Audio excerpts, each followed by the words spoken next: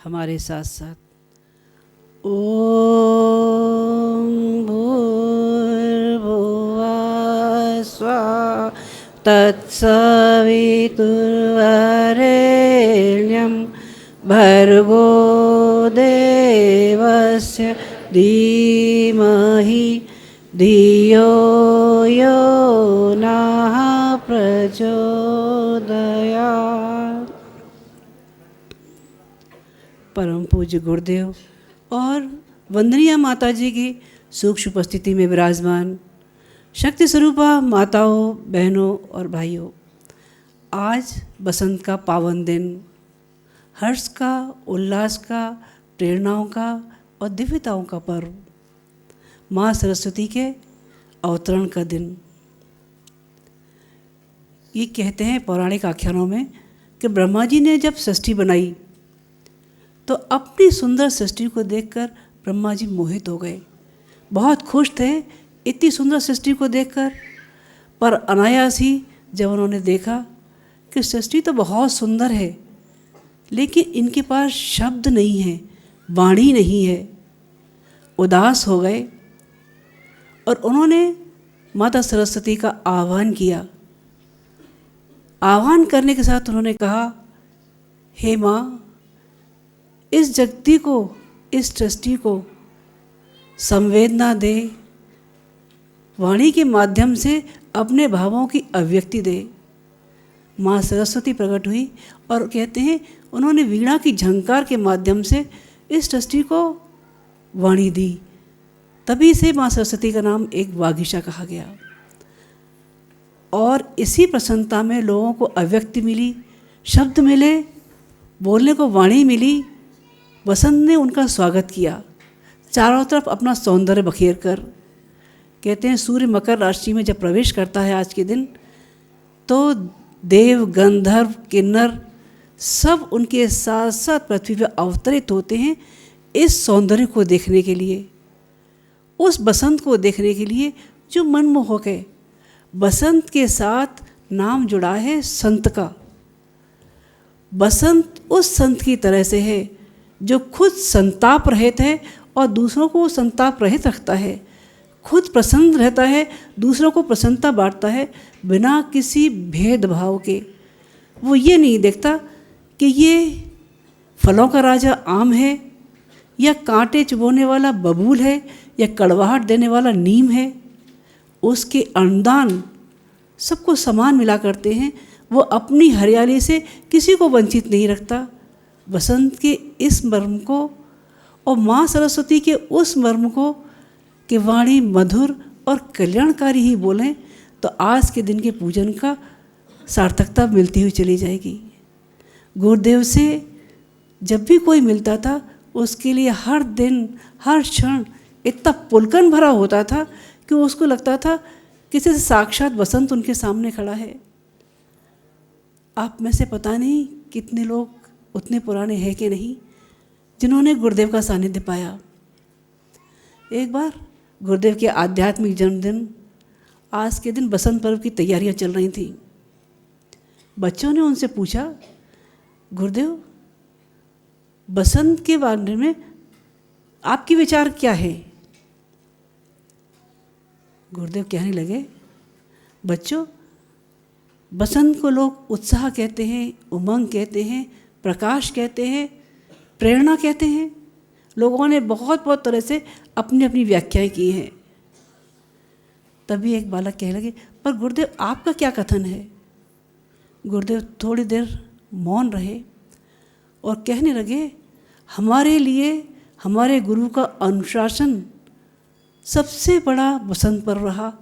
हमने हर क्षण अपनी श्रद्धा को, अपने विश्वास को ये तोला है कि गुरु के आदेश, गुरु के निर्देश, उसके अनुशासनों से कहीं हम भटके तो नहीं, कहीं हम इधर उधर तो नहीं हो गए। और इसकी शुरुआत तभी से हो गई जब बसंत पर्व के, जब गुरुदेव 15 साल की उम्र में उन्होंने प्रथम साक्षात्कार किया। तभी उन्होंने, गुरुदेव ने निर्देश दिए, बेटा 24-24 लक्ष के 24 महापुरुषण केवल किस पर? जौ की रोटी और छाछ पर। अखंड दीप वो भी गौघृत का, और उसके साथ साथ सतत स्वाध्याय का संकल्प और स्वाधीनता की लड़ाई में एक स्वयंसेवक की भूमिका। गुरुदेव ने गुरु निर्देशों को शिरोधार्य किया। उसके साथ ही उन्होंने अपने अनुष्ठान की शुरुआत शुरू कर दी। पहली परीक्षा गुरुदेव की यहीं से शुरू हुई। उन्होंने 24 लक्ष के महापुरुषों की शुरुआत की। घर में बगावत के तेवर उभर आए। सब सोचने लगे इतना छोटा बच्चा 15 साल का, वो भी 24 लक्ष के 24 महापुरुषों 24 साल तक केवल जौ की रोटी और छाछ पर कड़वे शब्दों की, मीठे शब्दों की सबने बौछारें करना शुरू कर दी। ये कहना शुरू कर दिया जैसे सब लोग खाते हैं, जैसे सब लोग रहते हैं, वैसे तुम लोग भी रहना शुरू करो, वैसे ही तुम खाओ कमाओ, जैसे सामान्य लोग जीते हैं। भले ही घर में 3 पीढ़ियाँ बैठ के खाने लायक संपत्ति थी, लेकिन उसके बाद भी ये था कि जो है वो आगे आने वालों के लिए छोड़ दो या भविष्य के लिए रख दो, लेकिन कमाओ और खाओ, जैसा रहते हैं, जैसा सब खाते पीते हैं, वैसे तुम खाओ पियो। गुरुदेव ने ये सोचा इनकी बात का जवाब जितने मुंह उतनी बातें, लेकिन सार सबका एक ही कि तुम इतना कड़ा व्रत मत लो। गुरुदेव ने अपनी निष्ठा को पकाया और वहाँ से संकल्प लेना शुरू किया। उन्होंने गांधी जी के 3 गुरुओं में से एक को अपना गुरु बना लिया। क्या? मौन साध लिया। कोई कुछ बोलता चुप, किसी बात का जवाब देना, किसी बात का जवाब नहीं। बहुत ही कुछ हुआ तो केवल इतना कह दिया प्रभु की इच्छा, भगवान जाने, भगवान की मर्जी है। थोड़े दिनों में बात आई गई हो गई, वातावरण शांत हो गया और गुरुदेव का व्रत भी अपना चालू रहा, उनके संकल्प भी अपने चलते रहे। अगर इतना मनोबल दृढ़ न रहा होता तो एक छोटा बालक जिसकी उम्र 15 साल की थी, वो हिचकोले खा खा के नैया कहाँ डूब गई होती, कहाँ लोगों के कड़वे मीठे वाक्य सुन सुन के परेशान हो गया होता। ये सहज ही कल्पना की जा सकती है। उसके बाद दूसरी परीक्षा की घड़ी तब आई जब गांधी जी ने नमक सत्याग्रह आंदोलन के लिए आह्वान किया और ये कहा, देशभक्तों, अपने घरों के सुख सुविधाओं को छोड़कर देश के लिए निकल पड़ो। देश के रास्ते पर चाहे गोलियां खानी पड़ें, चाहे लाठियों की बौछारें सहन करनी पड़े, लेकिन राष्ट्र मांगता है युवाओं को। गुरुदेव ने निकलने का संकल्प ले लिया। जैसे ही इस संकल्प के बारे में घर वालों को मालूम पड़ा, घर में तो हाहाकार मच गया। लोगों ने समझा ये तो सीधे सीधे वो है कि अपनी आत्महत्या कर ले आदमी, ये सीधे सीधे मरने के लिए जा रहा है। लोगों ने धमकी दी, तुम जाओगे तो हम जहर खा लेंगे, हम मर जाएंगे, हम अनशन पर बैठ जाएंगे, पर तुम्हें जाने नहीं देंगे। उनको घर के बाहर से कुंडी लगा दी, उनको घर के बाहर निकलने नहीं दिया। तो एक दिन चुपचाप केवल बनियान में और धोती में लोटा हाथ में लिए शौच के बहाने वहाँ से निकल दिए और सीधे भाग के आगरा पहुँच गए। ये संकल्प के धनी जब कोठरी में बंद लोगों ने बंद कर दिया तो मन में ध्रुव का संकल्प याद आया, प्रहलाद का संकल्प याद आया, पार्वती की दृढ़ता याद आई। वो याद आई जिसमें उनके अपने ही लोगों ने अच्छे रास्ते के लिए उनका विरोध किया था। संतों की कहानियाँ, सुधारकों के रास्ते सब एक के एक याद आते रहे और गुरुदेव दृढ़तापूर्वक अपने रास्ते बढ़ते ही चले गए। इसके बाद जब गुरुदेव स्वाधीनता की लड़ाई के बाद, गुरुदेव के साल भर बाद एक गुरुदेव का निमंत्रण आया हिमालय यात्रा का। इस दृढ़ता के बीच में भी जब उम्र गुरुदेव की 16-17 साल की ही रही होगी, मनोबल मजबूत कैसे किया जाए उसके लिए उनको एक और घटना याद आती रही बचपन की। कौन सी घटना? जिसमें गुरुदेव केवल 13 साल के थे और गांव में एक छपको हरिजन महिला थी जिसके घावों में कीड़े पड़ गए थे, दस्त हो गए थे, बेतहाशा दर्द से चिल्लाती थी। छूत की वजह से कोई जाता भी नहीं था और ये ज़माना तो वो था जब लोग छूना भी पसंद नहीं करते थे। लोग निकल जाते थे तो लोग रास्तों को धो दिया करते थे। ऐसे में उसकी परिचर्या कौन करे? गुरुदेव ने वैद्यों से उनका इलाज पूछा और उनकी दवा की, उनकी सफाई की, उनकी खाने की सारी जिम्मेदारी अपने ऊपर ली।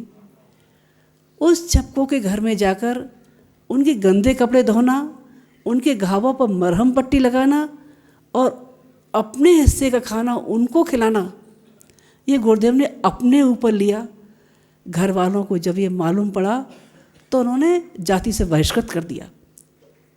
उन्होंने ब्राह्मण का बेटा एक अछूत के घर में, वो भी लेटरिन बाथरूम में कपड़े धो के आएगा। गुरुदेव बाहर चबूतरे पर पड़े रहते थे और घर वाले लोग जो ऊपर से पटक के खाना दे जाया करते थे वही उठा कर लिया करते थे, उसी में से अपने लिए, उसी में से छपकों के लिए। ये परिचर्चा, उनकी सेवा शुश्रूषा 15 दिन चली। घर वालों का विरोध बाहर से और अपनी आंतरिक दुर्बलताएं अंदर से, इन दोनों से संघर्ष करना था। 13 साल का बच्चा कितना बड़ा होता है, माँ बाप की फटकार से जो सहम जाते हैं बच्चे, वो एक कोने में दबक जाते हैं। लेकिन जिसमें इतना बड़ा विरोध हो, जिसमें खाने की रोटी भी दूर से पटक के घर के बाहर चबूते पे दी जाती हो, बच्चा अकेला पड़ा कैसे सहन करता होगा। उसके बाद भी उन्होंने उस सेवा को छोड़ा नहीं।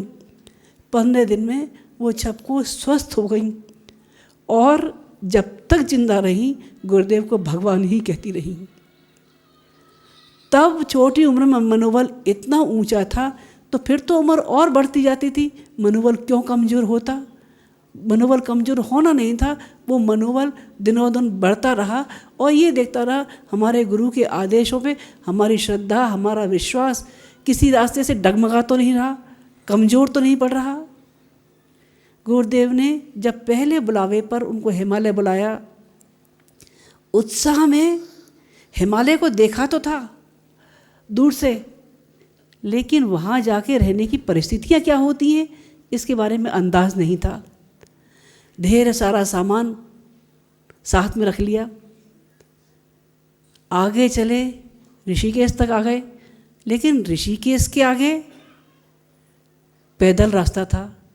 जो मोटर गाड़ियाँ चलती थी वो केवल देवप्रयाग से लेकर उत्तर काशी तक केवल इतने ऐसे में चला करती थी, न उसके आगे गाड़ियाँ थी न उसके पहले गाड़ियाँ थी। सारा रास्ता पैदल ही पार करना था और उसमें भी हिंसक जीव जानवर, सांप, बिच्छू, अजगर, भालू, हाथी चाय जब निकल आते थे। इन विपरीत परिस्थितियों में भी धीरे धीरे जो सामान ज़्यादा था, जब ये लगा कि एक आदमी इसको उठा नहीं सकता, तो धीरे धीरे कम करना शुरू किया। साथ के यात्रियों को देना शुरू कर दिया।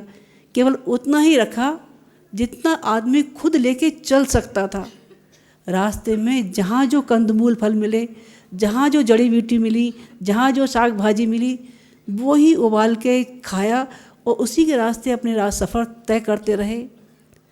अगर मनोबल कमज़ोर रहा होता तो ऐसी विपरीत परिस्थितियों में या तो आदमी भाग के वापस घर आ गया होता या बीमार पड़ गया होता। गुरुदेव ने अपनी मनस्थिति को ये तोला, विपरीत परिस्थितियों में भी जो अपनी मनस्थिति को संभाल लेते हैं, परिस्थितियाँ उनके अनुकूल हो जाया करती हैं। इसके साथ साथ बढ़ते रहे, गुरुदेव के सानिध्य में पहुँच गए। गुरुदेव ने वहाँ जाकर उनको निर्देश दिए कि तुम्हारी अनुष्ठान की पूर्णाहुति कैसे होनी है। इसके लिए लाखों साधक तैयार करने हैं। ब्रह्मास्त्र अनुष्ठान के रूप में तुम्हारी पूर्णाहुति होगी। इसके लिए मनोभूमि लोगों की बनना जरूरी है। उसके लिए साहित्य सृजन जरूरी है। सारे 8 साहित्य का अनुवाद, अन्य विषयों पर साहित्य का अनुवाद, और वहाँ सूक्ष्म सत्ताधारी ऋषि सत्ताएं बैठी मौजूद थी। उन दादा गुरु ने सबके दर्शन कराए और ये बताया जब इनका स्थूल शरीर था तो ये क्या क्या काम करती थी। गुरुदेव ने उनके दर्शन किए और उनको पूर्णाहुति में आने का निमंत्रण देके वापस चले आए। गुरुदेव ने लाखों की संख्या में साधक तैयार किए, 8 साहित्य का निर्माण किया, अन्य विषयों पर साहित्य लिखे, अखंड ज्योति लिखी। और इसके बाद जब पूर्णाहुति के दिन नज़दीक आए तो गुरुदेव आमंत्रण देने पहुँचे कि आप लोग भी ऋषि सत्ताओं को सहित कि आप लोग पूर्णाहुति में पधारें। आप में से पता नहीं कितने लोग पहाड़िया जी को जानते रहे होंगे। पहाड़िया जी अब हमारे बीच में नहीं हैं।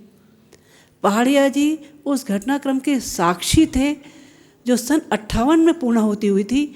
उसमें हिमालय की दिव्य सत्ताएं, ऋषि सत्ताएं पधारी थी और उन्होंने भी उनके दर्शन किए थे।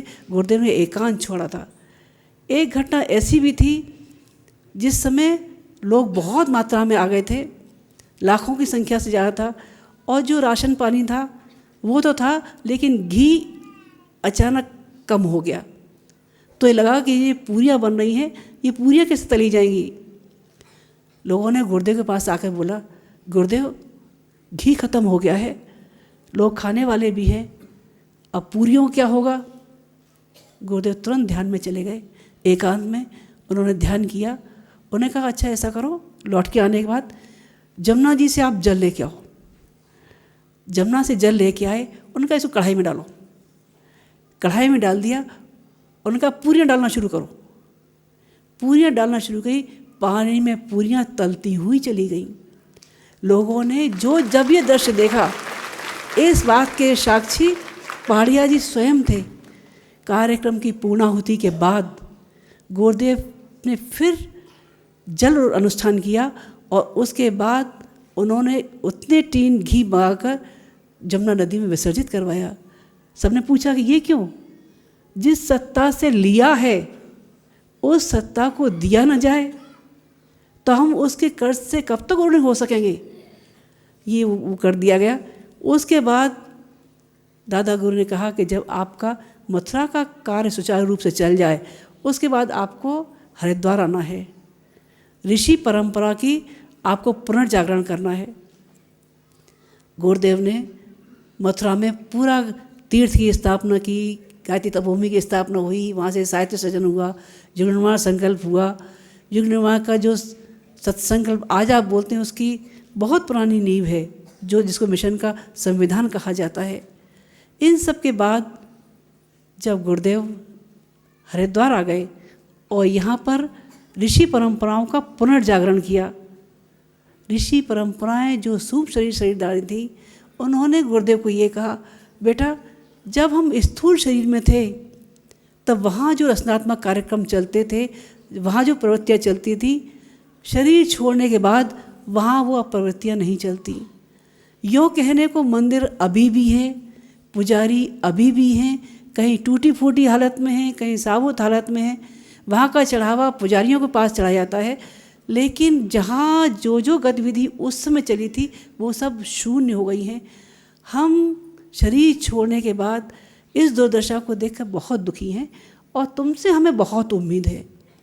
गुरुदेव ने उनको आश्वासन दिया, आपने मुझसे अपेक्षा की है, मैं आपके सपने जरूर पूरा करूँगा। गुरुदेव ने ऋषि परंपरा का पुनर्जागरण शांति कुंज आके किया। क्या क्या किया? भागीरथ परंपरा में भागीरथ गंगा जी को लेके आए थे। गुरुदेव ने ज्ञान गंगा का विस्तार किया। व्यास परंपरा में साहित्य का सृजन किया, प्रज्ञा पुराण की रचना की। शंकराचार्य परंपरा में शक्तिपीठों का निर्माण किया। विश्वामित्र परंपरा में गायत्री महाविद्या को जन जन तक पहुंचाया। याज्ञवल्क्य परंपरा में यज्ञ का उद्धार किया और यज्ञ को जन जन तक पहुंचाया। गायत्री और यज्ञ जो लोगों की पहुंच के बाहर थे, लोग बोल नहीं सकते थे, केवल कान में सुनने वाला मंत्र और कुछ विशिष्ट लोगों तक सीमित रहने वाला यज्ञ जन जन के लिए वो क्रांति बनाकर गुरुदेव ने सामने रख दिया।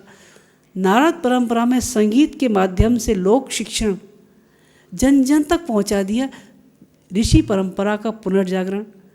एक बार गुरुदेव से लोगों ने पूछा, गुरुदेव ये मानते हैं कि आध्यात्म जो है सिद्धिपरक होता है,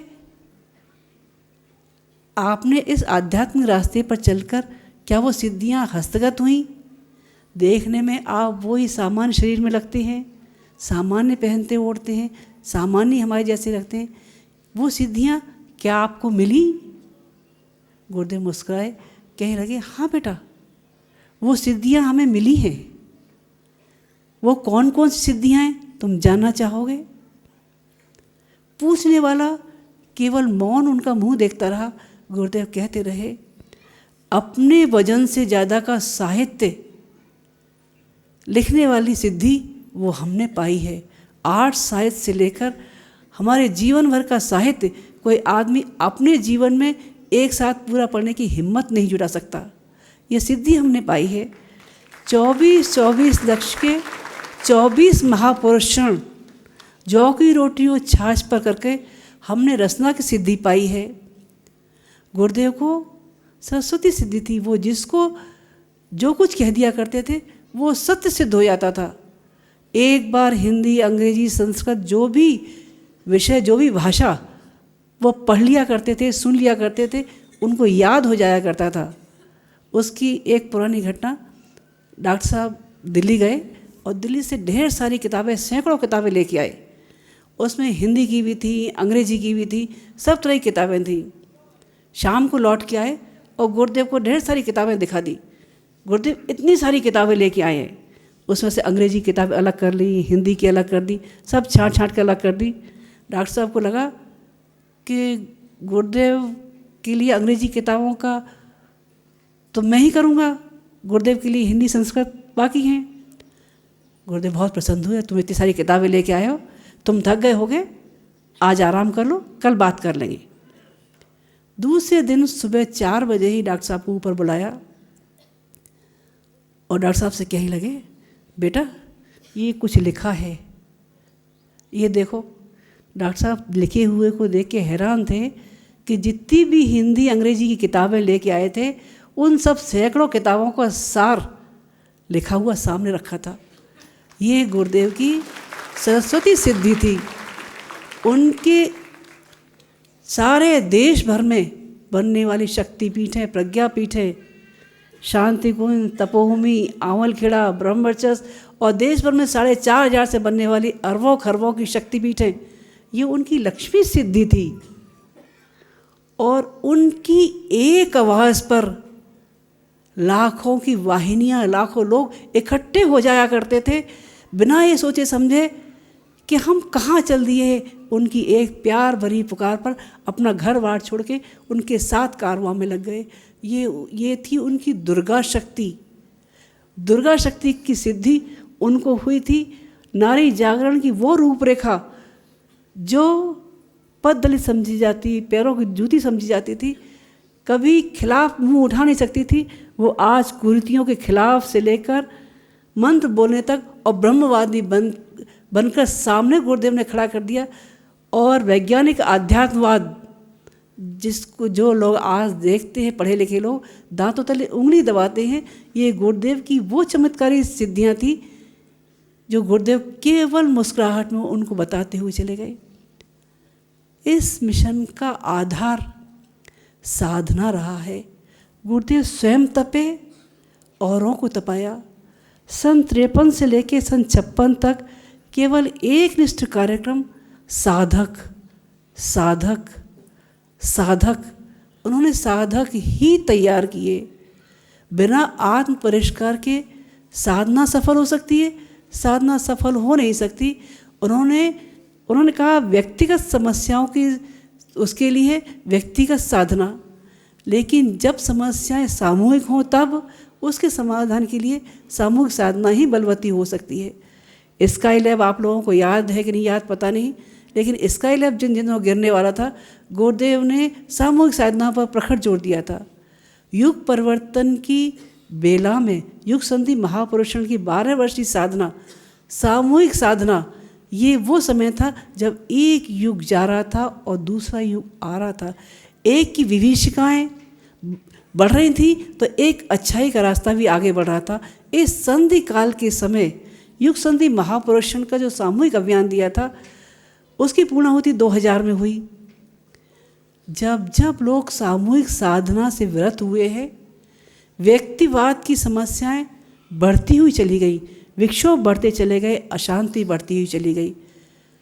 जहाँ एक बोरी कोई आसानी से उठा सकता होगा बोझ, लेकिन जब 4 बोरी बोझ उठाना पड़ता है तब सामूहिक पुरुषार्थ करना पड़ता है और एक शब्द के साथ आवाज़ लगानी पड़ती है, हैशा, तब जाके जो लगा के वो उठता है। सामूहिक साधना हमारे लिए क्या क्या रंग लाती है, ये ज़रूरत इंसानों को नहीं देवताओं को भी पड़ी। जब आसुरी शक्तियों के संहार की आवश्यकता पड़ी तो सभी देवताओं ने मिलकर सामूहिक साधना कर दुर्गा शक्ति का अवतरण किया था। और समुद्र से संपदा पाने के लिए देवताओं और दानवों ने सब मिलकर एक संयुक्त शक्ति का आह्वान किया था, सामूहिक साधना की थी।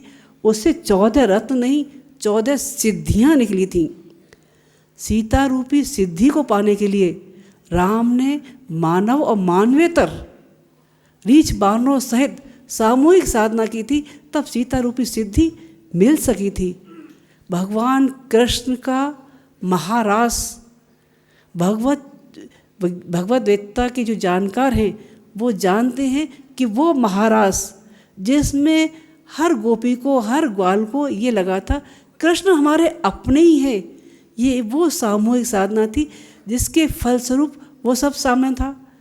स्वतंत्रता प्राप्ति के लिए गांधी जी की सामूहिक प्रार्थनाएं, ये सामूहिक साधनाएं थी। गुरुदेव का वो संकल्प जिसमें युग परिवर्तन छुपा हुआ है, युग परिवर्तन जैसे विराट संकल्प के लिए सबकी समूह चेतना का स्तर वो हो जाना जरूरी है जिसमें हमारी आत्म चेतना उस इस चेतना के साथ मिलकर एकाकार हो जाए। इन सामूहिक साधनाओं में हमारा स्तर इतना ऊंचा उठता चला जाए कि सूर्य की शक्ति प्रखर होकर हमारे ऊपर अनुदानों की वर्षा करती हुई चली जाए। भगवान करे इस बसंत पर माँ सरस्वती गुरुदेव का आध्यात्मिक जन्मदिन आप सब पर अनुदानों की वर्षा करता रहे। ओम शांति।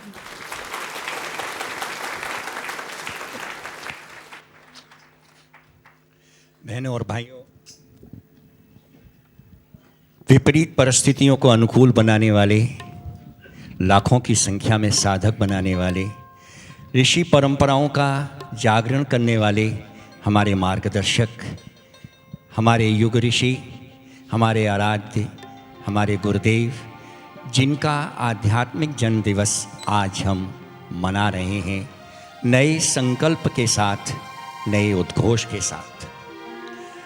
युग वसंत आया, विश्व संत लाया, ठिठुरन निराशा का पूर्ण अंत आया। साधना समूह दीप अंतरंग में जल रहे, साधना समूह भाव हर मन में पल रहे, हर मन में पल रहे। यही भाव इस गीत के हैं जो आपके सामने प्रस्तुत किया जा रहा है। एक बार सभी भाई बहन जोरदार आवाज में जयकारा लगाएंगे। बोलिए परम पूज्य गुरुदेव की।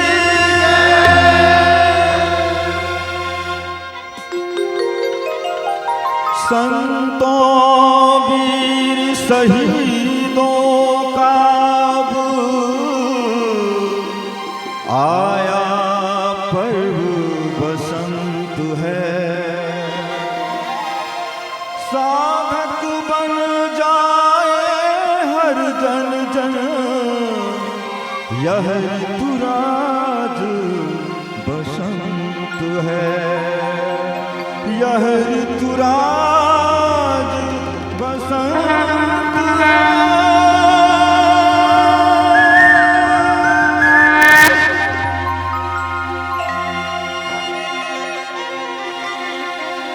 सभी भाई बहनों से प्रार्थना है जो जहां है वहीं बैठे रहें, इधर उधर न जाए।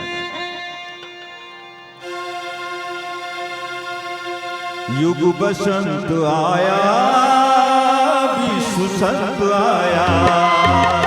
युग बसंत आया, विश्व संत आया। ठिठुरन निराशा का, ठिठुरन निराशा का पूर्ण अंत आया।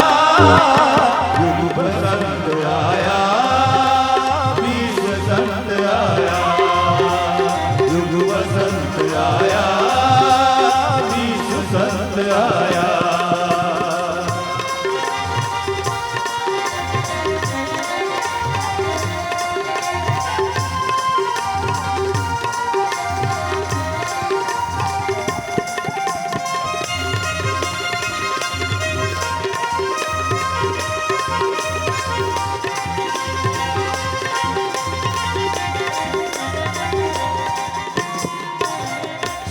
साधना समूह दिव्यांतर में जल रहे, साधना समूह दिव्यांतर में जल रहे, साधना समूह भाव हर मन में पल रहे, साधना समूह भाव हर मन में पल रहे, साधकों ने परिष्कार का मन में ठान लिया, साधकों ने परिष्कार का मन में ठान लिया, समूह साधना करे समाधान मान लिया, समाधान मान लिया, समाधान मान लिया। समूह पर्व आया, ऋतु वसंत आया, समूह पर्व आया, ऋतु वसंत आया, ऋतु रंग निराशा का, ऋतु रंग निराशा का, पूर्ण अंत आया, युग वसंत आया, विश्व संत आया, युग वसंत आया, विश्व संत आया।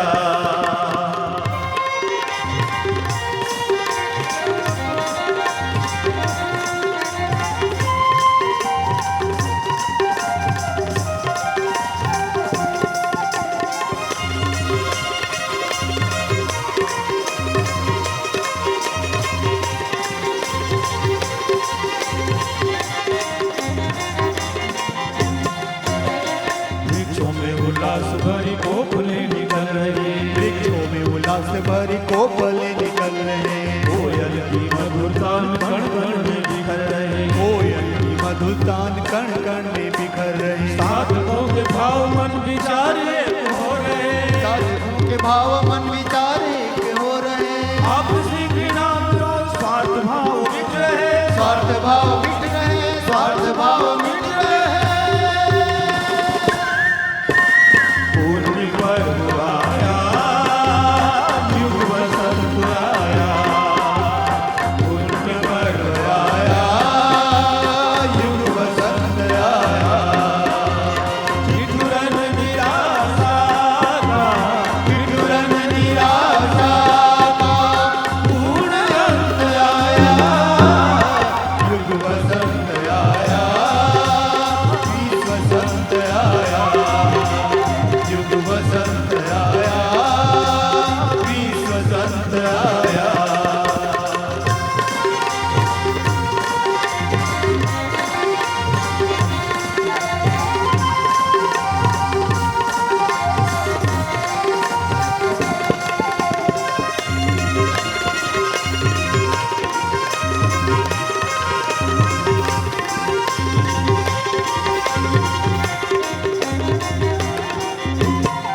साधना समूह सरस सरस रहे खेतों में, साधना समूह सरसों सरस रहे खेतों में, साधना प्रभाव आज दिख रहे भवनों में, साधना प्रभाव आज दिख रहे हैं पैरों में, साथ चले साथ रहे वासंती भाव है, साथ चले साथ रहे बासंती भाव है, साथ सोच साथ बढ़े सामूहिक का भाव है, सामूहिक का भाव है, सामूहिक का भाव है,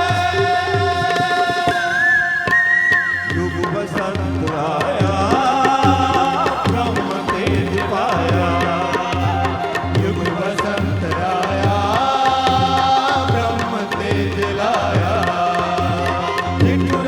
हाथ उठाकर आप लोग दिखाइए, ठिठुरन निराशा का, पूर्ण अंत आया, युग वसंत आया, बीज वसंत आया, युग वसंत आया, बीज वसंत आया, ठिठुरन निराशा का, ठिठुरन निराशा का, पूर्ण अंत आया, युग वसंत आया, बीज वसंत आया, युग वसंत आया, बीज वसंत आया, बीज वसंत आया, बीज वसंत आया, बीज वसंत आया, बीज वसंत आया, बीज वसंत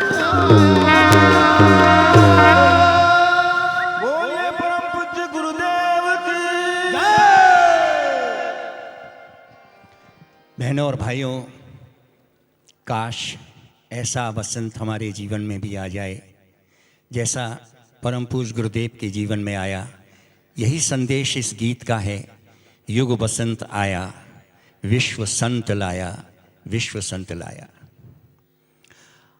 अदम्य उत्साह, अटूट साहस, अविचल धैर्य, निरंतर परिश्रम और खतरों से लड़ने वाला पुरुषार्थ, विजय, सफलता और कल्याण जिनकी आंखों में नाचा करते हैं, जिसने कर्तव्य के प्रति जागरूक रहकर परम पूज्य गुरुदेव के विचारों को अनेकानेक भाषाओं में भाषांतरित करवाकर विश्व के अंदर मनुष्य में देवत्व के उदय का मार्ग प्रशस्त किया, जिसने आज की युवा पीढ़ी को आदर्शवादी विचारों को अपने मन और अंतरंग में धारण करने का मार्ग प्रशस्त किया, जिससे उनका व्यक्तिगत जीवन पवित्र बन सके, जिसकी लेखनी में गुरु की शक्ति, विचारों की उत्कृष्टता और लक्ष्य की स्पष्टता झलकती है। परम पूज्य गुरुदेव के वैज्ञानिक आध्यात्मवाद को विश्व के कोने कोने तक पहुंचाने के कार्य में संलग्न, नए युग एवं श्रेष्ठ वातावरण के लिए पुनः समूह साधना का उद्घोष कर साधकों में नई चेतना का संचार करने वाले हमारे श्रद्धेय डॉक्टर प्रणब पांड्या जी, आज उनके विचार सुनने के बाद हृदय के अंदर एक उत्साह, एक संकल्प करने की चाह अगर जागृत हो जाए तो निश्चित रूप से हमारा यहाँ बैठना, सुनना सार्थक हो जाएगा। श्रद्धेय डॉक्टर साहब। कमर सीधी कर लें, दोनों हाथ गोद में रखें, बायां हाथ नीचे, दायां हाथ ऊपर।